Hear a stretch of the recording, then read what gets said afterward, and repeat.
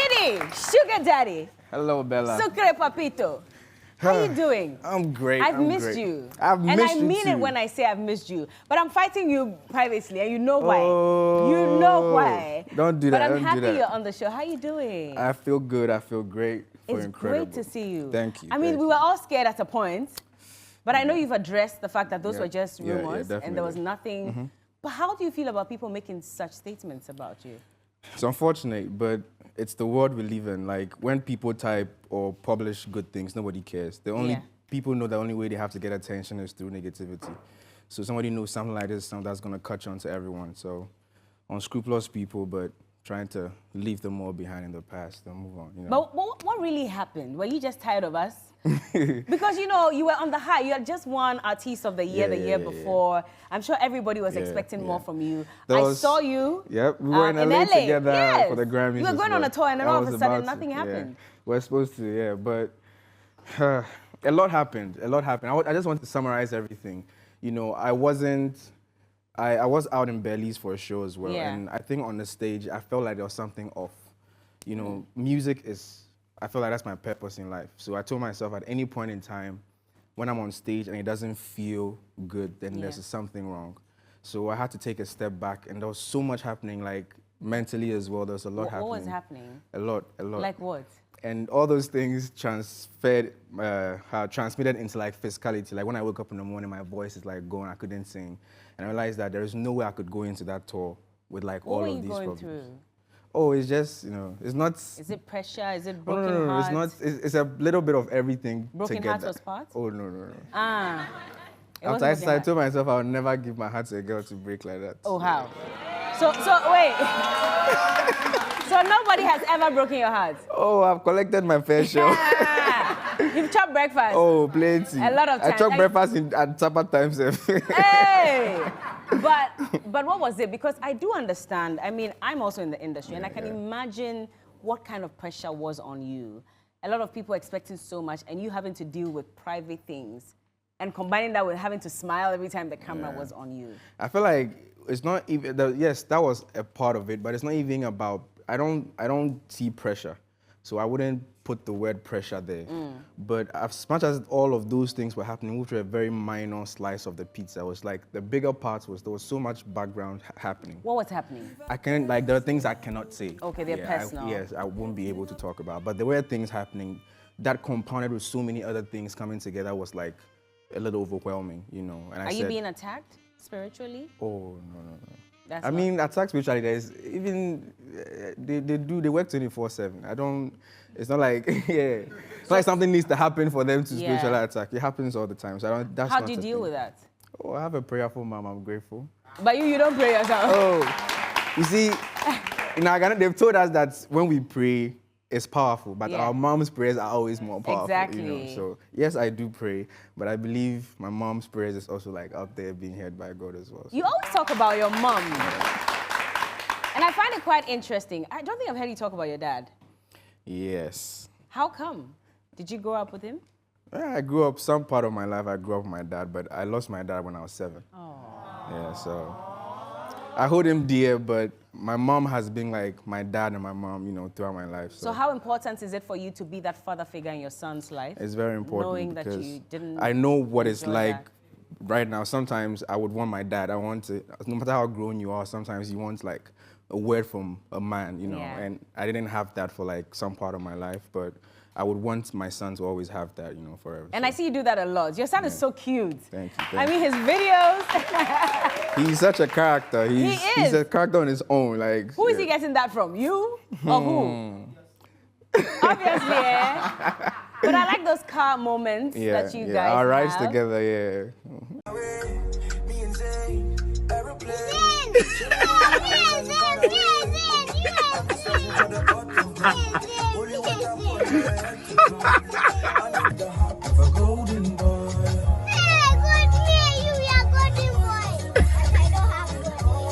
You don't have golden.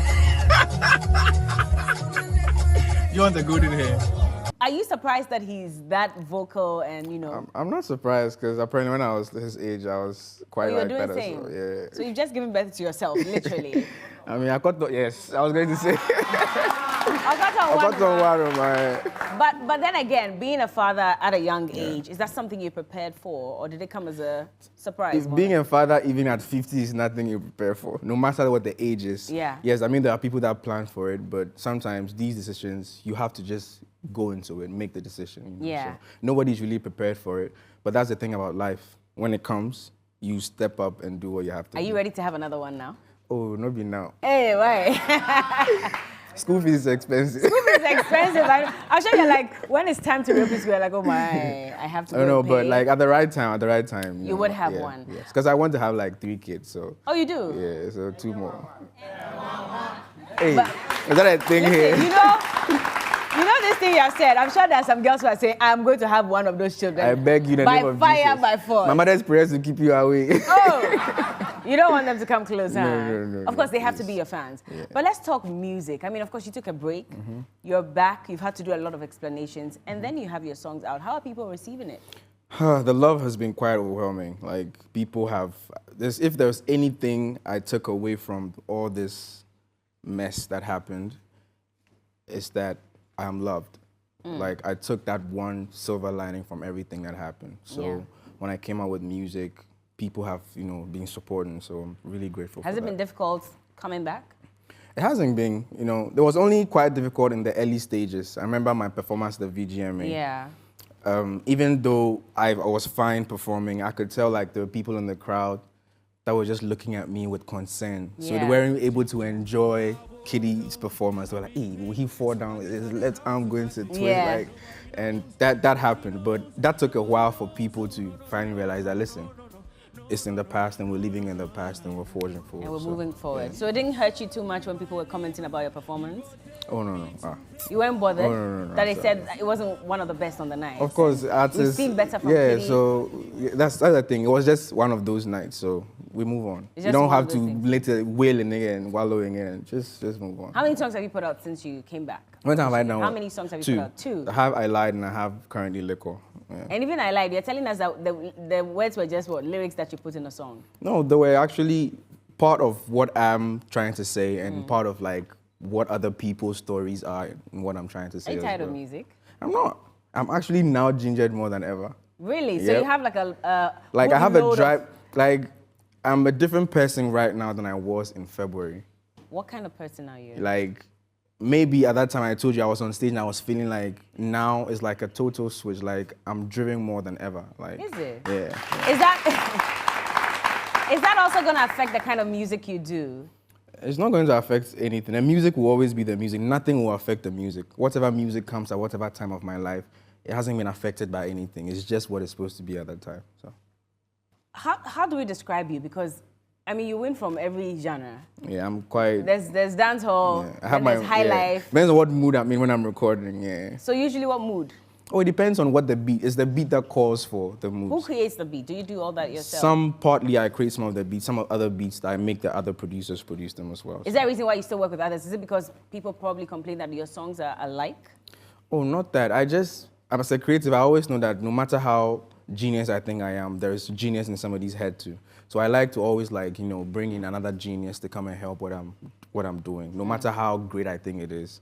You still get it done anyway. I don't, my goal is the best. If I have to take 10 people to get the best, I'll take 10 people to get the best. And that's the most important thing. That's the most important thing. But at the same time, you are no stranger to comparison. Yeah. I mean, even within your own camp, you are always compared to people. It's normal. And then we go to the international front as well, and then there's this whole battle between Ghana and the rest of Africa and Afrobeats, etc. Where do you find yourself in all of this? How do you feel about I'm in my all house. the conversations? In your house, minding your business. I'm in my house. Like I've said before that I think this is a wrong way to attack this whole thing. I think it's embarrassing for people to always be battling about who is. To me, I don't understand it. You get me? There's other things we could focus our energy on. If somebody is doing something that is great, you learn the great thing they're doing, add it to your own special thing. There's no need to fight and battle. It's not important. Like, I don't see it. So are we getting it wrong having that conversation about why we should also be doing all the big stuff that other countries are doing? Yeah, I understand that coming from a fan perspective. Fans always want the best for the people they support, and that's actually fine. That's fine? That's fine. They should demand the best, and they should inspire you to even give your best. Are you guys giving us your best? We are doing our best with what we have. Even though yeah, I know, it's a tough conversation, but if you have conversation with Ghanaian creators, you realize that everybody is really doing their best with what they have. With what they have? That means that you don't even have enough. Would you have wished for more? And where should this more come from? Of course, people will wish for, like, catalysts. Things that will put whatever we're doing on a wider, horizon. But this is what we have. Even though we are fighting, we won't fold our arms and complain. We'll work till we get to that stage where we have what we want. There was a recent conversation I had with Stoneboy talking about bankrollers. And I always like to ask the musicians that I speak to, because it looks as if we do have the people who could invest in our craft, but they're only around us to have fun and not necessarily to invest in our brand. Do you feel that way too? I have felt that way in the past. Like, sometimes you hang with some of these people, realize, hey, Charlie, this man, Charlie, if all this man, he invests like a quarter of it into like my vision. Like, I'm thinking what I could do, like what I could become. But I'm not entitled to his money. It's his money, whatever he wants to do with it. Is it because they don't see us as very serious people, business-minded people? It's not even that conversation is a wider conversation, because there's so many things plugged into this one problem. We don't have, if I'm an investor, I'm coming to invest in a system, there's no correct, what is the system? There's no system to even be attractive for them to be things, and all of that is scattered from the roots. So we don't have a system? We don't. So how are people surviving? Vibes and inshallah. Vibes and inshallah. Yeah, and the grace of God. I would like to. So then how do you keep getting motivated? Because if you're surviving on vibes and inshallah, how long are you going to keep up with that? That's why it's a lot of us is our passion. And passion is what the difference between when the thing is weighing you down, you're still pushing because it's what you love to do. But passion eventually has to pay you. It has to put food on the table. Yeah, so we'll keep working hard. I will not come and sit and say, hey, this thing is not working for me. Yes, there's things that are bad, but my mentality is to always forge on, like, keep going. No matter what the thing is. Yes, it's there. It's there and I've seen it and I accept that it's there, but I'll not sit and fold my arm. I'll find a plan to maneuver my way around it until I can get it fixed. What's the new direction for Kidi now that you're back? Free spirit. Free spirit? Yeah. So your music is just going to be free spirit? Free spirit. Like, I realized that growing up in, especially the Ghanaian music industry, everything that I've put out, as much as I've loved, has been what they've told me to do, because that's what will work. And that's fine, that's what worked.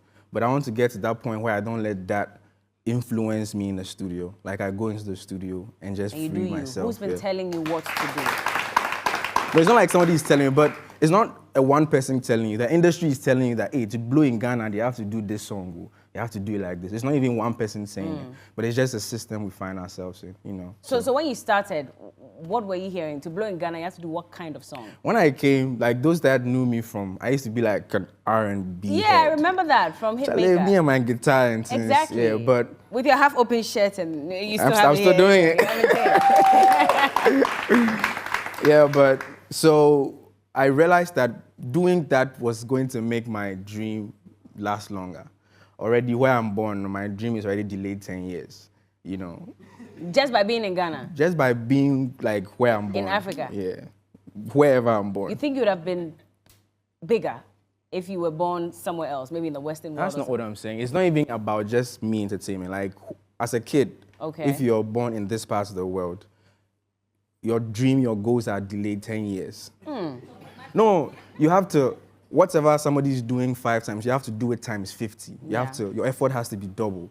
You have to strive. Like, you have to have a monster mentality. Yeah. Because you're unfortunate from the start. You've lost the race before you began. Yeah. Just by being an African and being born on the African continent. Not entirely just by being an African, but we know some of the broken systems we have around Africa. Entertainment industry, agric, all of those. There's so much that it's not going well for Africa as a whole, so, yeah. Is that probably why, for a lot of us Ghanaians, we're struggling and striving to make it to the international world, but you get there and realize it's a different market altogether, and you're wondering where you've been all your life?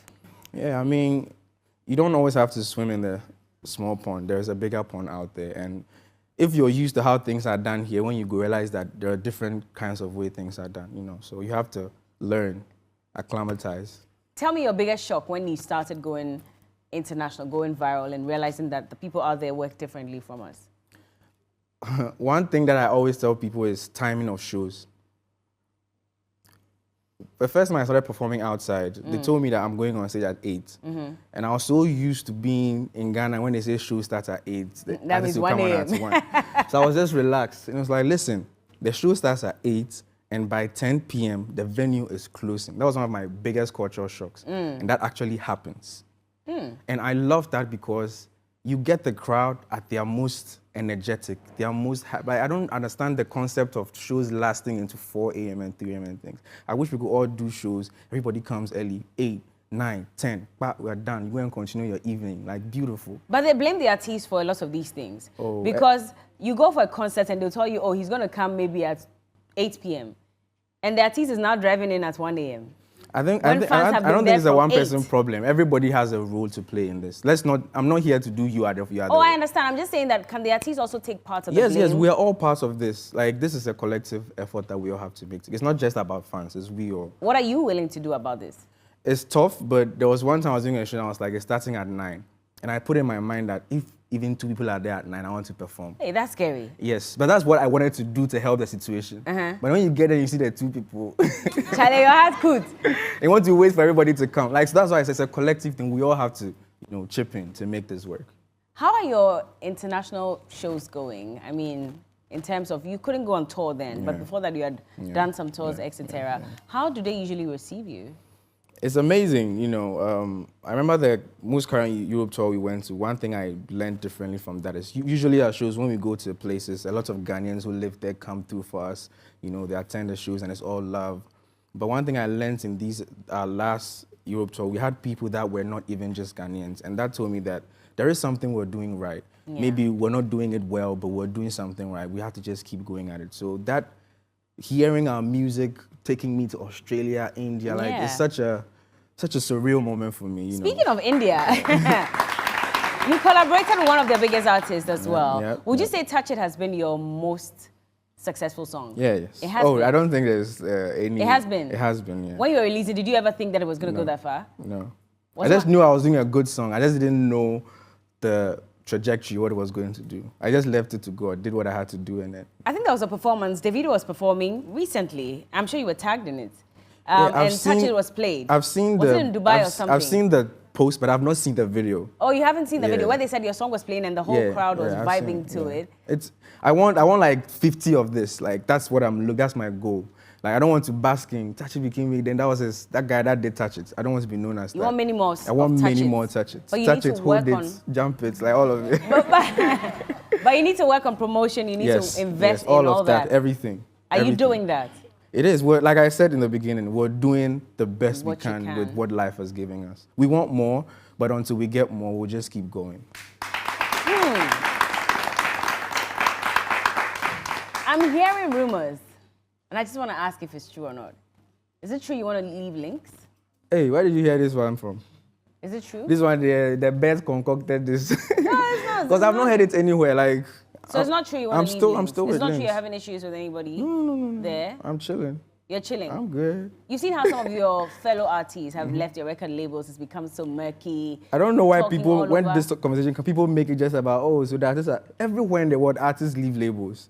Like, artists will never be on the same label. Just a few that stay on the same label their entire lives. But people will move. It doesn't have to be war and bad blood. Like, I don't know why we make this conversation such a taboo. Are we the ones who make it that way, or it's because of the stories we hear from the people who were signed on to some of these labels? Yeah, but there are some to that didn't happen, but people still like, you left the label, you're ungrateful. Like, I don't know why that's the mindset. If you leave a label, doesn't mean you're ungrateful. No, it depends on how you go. That's why I say it doesn't have to be war. If you reach a place where you feel like, oh, boss, Charlie, we've worked, dude. I want to continue. Oh, let's shake hands. All the best, my son. Go. Simple. Conversation done.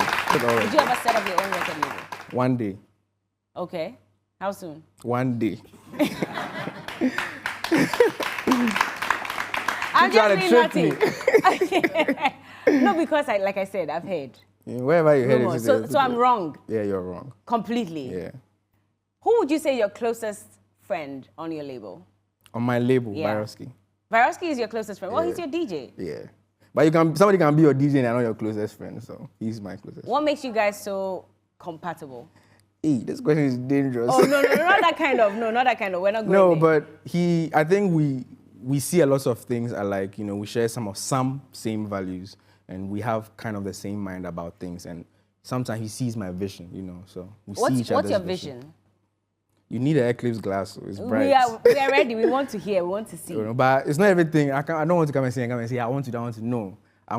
All you need to know is there is a big picture that I have of myself, and I am working diligently and so hard to get there, and that is what it is. I'm looking forward to that.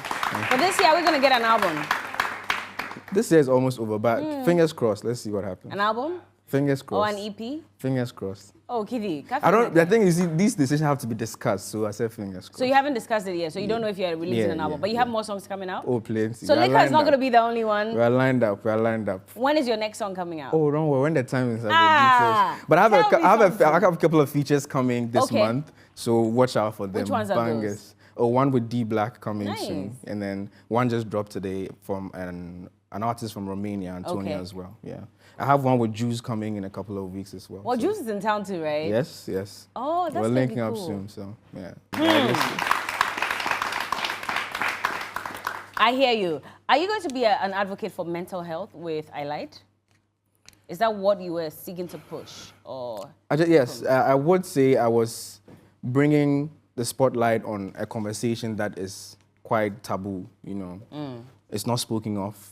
People don't even know about it, you know. And I feel like if I have a voice that people hear, this is a chance for me to channel what I am personally feeling for people to know that this thing exists. People wear their shirts and ties and go to work and smile and do what they have to do, but when they close and go back home, they're crying in their pillows because of life's battles, numerous battles. Do you cry too? Oh, I have cried before. I cry. Charlie, nobody is too talk. Like Macho Man for your Jimmy, they cry past. But everybody, tough, I think crying is like an orgasm for the soul. Hey, hold on. Yes. Repeat encore. Yes, it's a release for the soul. Yeah. Like when you cry, you don't realize when there's something wrong, when you cry, then you feel well because you let it out. Yeah. So it's good to don't hold your tears and They said Bearman soon. That's one of the toxic things they've taught us. Yeah. And Jesus wept. So Bearman be soon. If you ever see Kidi crying, won't you mock him? And Kidi wept. Someone said, and Kidi wept. That's all. Anyway, well, we're looking for December is coming. I'm sure a lot of shows are coming up as well. I'm ready, we're back, so I'm ready to get back on stage. And yeah, even before I go, December, I have a couple of tours coming, not tours, but places I have to perform at. I have Miami, I have Grenada, Jamaica coming up, so nice. I'm prepping myself for December as well. So. Well, we have a game to play. Yeah. Are you ready? Let's get it. Well, don't worry, I'm not going to lie about it this time. We'll be right back. Kidi is on with us.